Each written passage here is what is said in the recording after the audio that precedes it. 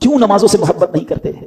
بے نمازی، میں آپ کو یقین کریں وہ وعیدیں سنا نہیں سکتا، لیکن ٹرائی ٹو انڈرسٹینڈ یہ جرم کتنا بڑا ہے۔ تمہیں پورے دن میں 5 بار اللہ کی بارگاہ میں سر جھکانے کا ٹائم نہیں ملتا۔ اللہ سے وعدہ کر لو، آج پکی نیت کر لو، کچھ بھی ہو جائے آج کے بعد ہماری کوئی نماز قضا نہیں ہوگی۔ آپ کو پتا ہے نمازی کو تحفہ کیا ملے گا؟ آئے نماز کے فضائل تو سنو یار۔ نماز کو عماد الدین کہا گیا، the pillar of Islam۔ اس بلڈنگ میں کسی بھی بلڈنگ کے پلر نکال دیں، بلڈنگ کا کیا ہوگا؟ گر جائے گی۔ ہماری بلڈنگ میں پلر ہی نہیں ہے، اگر ایمان کا پلر ہے اسلام، نماز جو ہے۔ نماز میرے آقا کی آنکھوں کی ٹھنڈک ہے۔ نمازی کو پل صراط پر نور عطا کیا جائے گا، نمازی کی قبر روشن کر دی جائے گی، نمازی کی قبر کو تا حد نگاہ وسیع کر دیا جائے گا۔ اور سنو، سب سے بڑا انعام جو نمازی کو ملے گا کہ اسے بروز قیامت اللہ کا دیدار کروایا جائے گا۔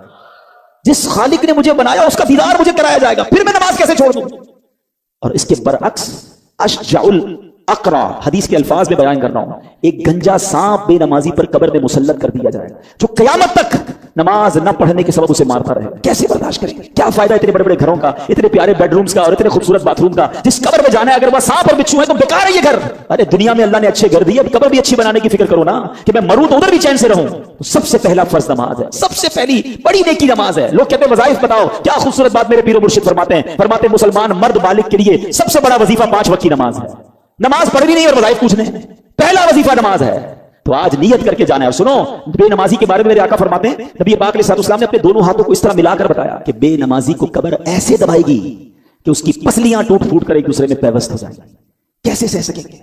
بہانے نہ کرو نماز سے، طبیعت ٹھیک نہیں ہے تو فلاں کام ہے، کسی صورت میں نماز معاف نہیں ہے۔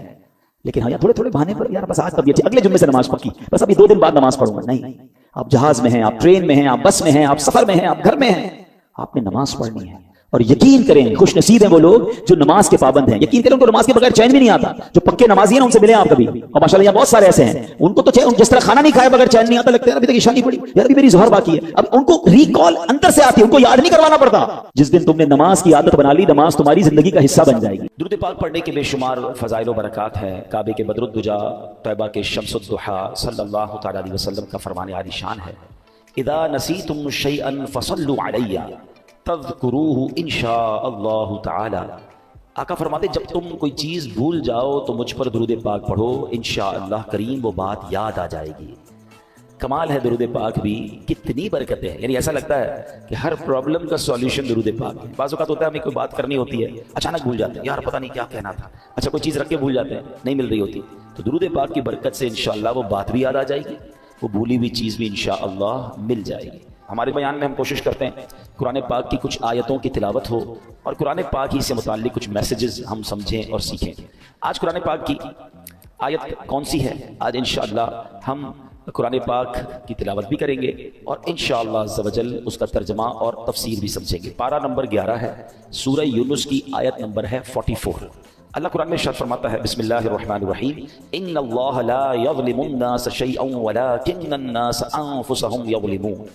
ترجمہ، آسان ترجمہ قرآن کنز العرفان، بے شک اللہ لوگوں پر کوئی ظلم نہیں کرتا، ہاں لوگ ہی اپنی جانوں پر ظلم کرتے ہیں۔ اب یہ بڑی کمال کی آیت ہے، انشاءاللہ اس کی تفسیر سنیں گے۔ اب ذرا آیت کے بارے میں سنتے ہیں، ون آف دا امیزنگ آیت، یہ جھنجھوڑنے والی آیت ہے۔ کیا فرمایا؟ ان اللہ لا یظلم الناس شیئا، بے شک اللہ لوگوں پر کوئی ظلم نہیں کرتا۔ یاد رکھیے یہ رب قہار و جبار کی شان ہے کہ وہ کسی پر ظلم نہیں فرماتا۔ ویسے ایک مزے کی بات غور کی جائے تو اللہ کی طرف سے کسی پر ظلم ہو بھی نہیں سکتا۔ مثال کے طور پہ اگر کسی کے پاس کوئی گاڑی ہے، کوئی موٹر سائیکل ہے، یا گھر کا کوئی سامان ہے جس کا وہ خود مالک ہے، اور اس سامان کو وہ توڑ دے، وہ جلا دے، تو کیا اس نے ظلم کیا؟ اس کی چیز تھی، اس نے کر دیا، مالک بھی وہی تھا نا۔ تو سمجھانے کے لیے کہہ رہا ہوں، پوری دنیا کا خالق و مالک کون ہے؟ ذرہ ذرہ اللہ کا ہے نا، اس کی مرضی، وہ جس چیز کے ساتھ جو بھی کرے وہ بھی تو ظلم نہیں ہے نا۔ اس کا جب مالک ہی وہی ہے، اس کا خالق وہی ہے، اس کا یوں سمجھیے سب کچھ اسی کا ہے، بھائی جس کا سب کچھ ہو اس کی مرضی، وہ جو چاہے کرے، وہ ظلم کہاں سے ہو گیا؟ مگر سبحان اللہ اس کی شان کریمی دیکھیں کہ اس نے سبحان اللہ اپنی ذات پر، اپنی رحمت پر یہ مقرر فرما لیا کہ کسی بھی شخص کو بے قصور سزا نہیں دی جائے۔ لیکن ایک بات یاد رکھیے، حدیث پاک میں آتا ہے اگر اللہ پاک اولین و آخرین سب لوگوں کو جہنم میں ڈال دے تب بھی یہ ظلم نہیں ہے، وہ خالق ہے نا۔ لیکن اس نے اپنی رحمت کے ذمے پر کیا دیا کہ کسی بھی شخص کو بے قصور سزا نہیں دی جائے۔ اللہ قرآن میں فرماتا ہے ان اللہ لا یظلم الناس شیئا، بے شک اللہ لوگوں پر کوئی ظلم نہیں کرتا۔ یعنی اللہ پاک کسی بھی شخص کو بے قصور سزا نہیں دیتا، وہ تو انتہائی مہربان رحم والا، وہ ہمیشہ اپنے بندوں پر عطائیں ہی فرماتا ہے۔ دیکھیں نا، رمضان آتا ہے، روزانہ افطار کے وقت 10 لاکھ گناہگاروں کو جہنم سے آزاد فرماتا ہے. شب قدر آتی ہے، ایک رات 1000 مہینوں سے بہتر رات ہے. چاند رات عید کی آتی ہے جسے لیلۃ الجائزہ کہتے ہیں. فرمایا پورے رمضان میں جتنے بخشیں اللہ اس عوام کی تعداد کے مطابق ایک رات میں بخشش فرما دیتا ہے. اس کا مطلب یہ بار بار کیوں ہو رہا ہے؟ جمعے کا دن آتا ہے، ہر جمعہ ایک نیکی 70 نیکیوں کے برابر ہو جاتی ہے. جمعے کے دن ہر گھڑی بخشش کے پروانے تقسیم کیے جاتے ہیں. وہ تو رحمان ہے، وہ تو رحیم ہے، وہ چاہتا ہے ہم بخشے جائیں.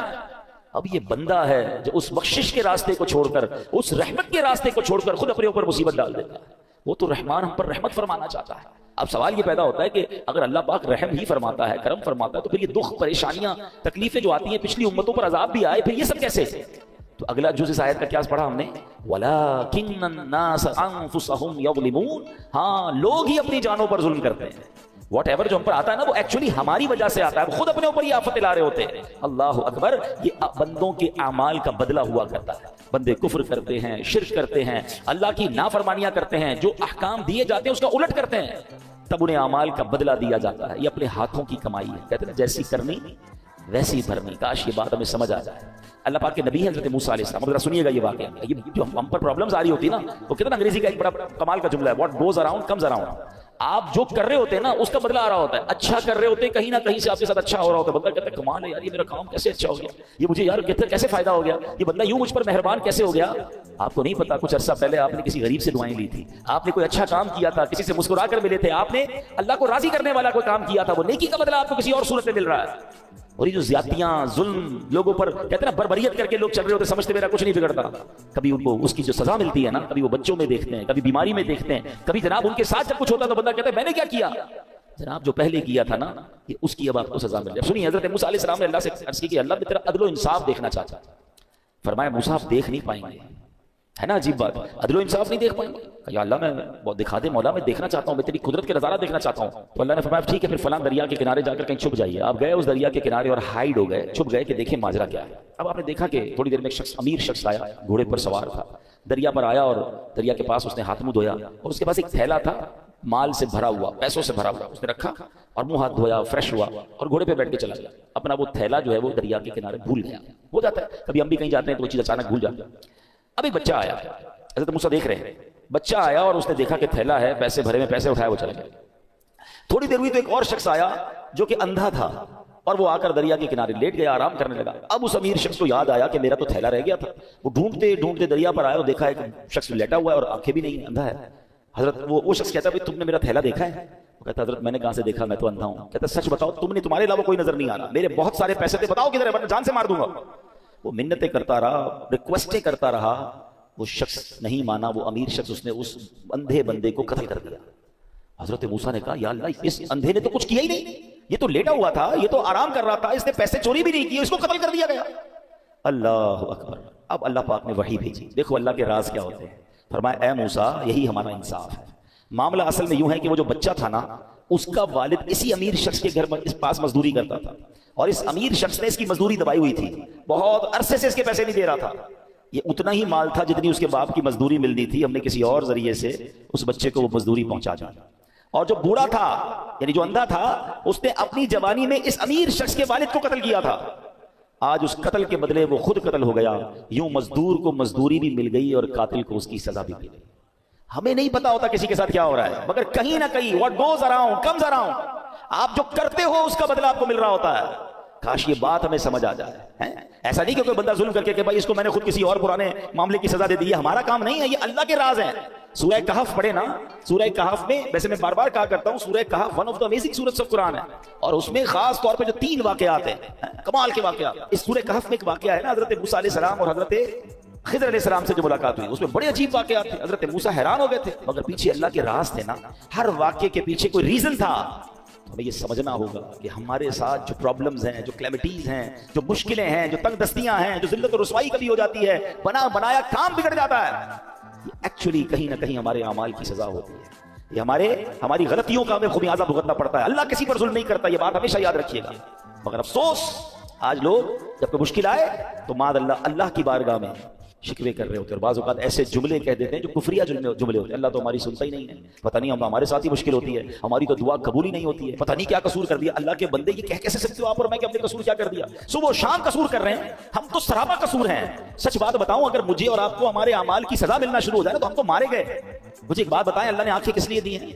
کہ آنکھیں اس لیے دی کہ اس سے حرام دیکھا جائے؟ انصاف تو یہ ہوتا کہ بندہ حرام دیکھتا تو اندھا کر دیا جاتا۔ بھائی آنکھیں دی تو نہیں تھی نا اس لیے۔ آپ کیا کرتے ہیں اپنے آفس میں؟ آپ نے کسی آفس کے بوائے کو موٹر سائیکل دی یا سفر کے لیے گاڑی دی یا موبائل فون دیا کہ بیٹا یہ کام ہے، تم اس چیز سے یہ کام کرنا، اور آپ کو تھوڑے دنوں بعد پتا چلے کہ جو میں نے فیسلٹی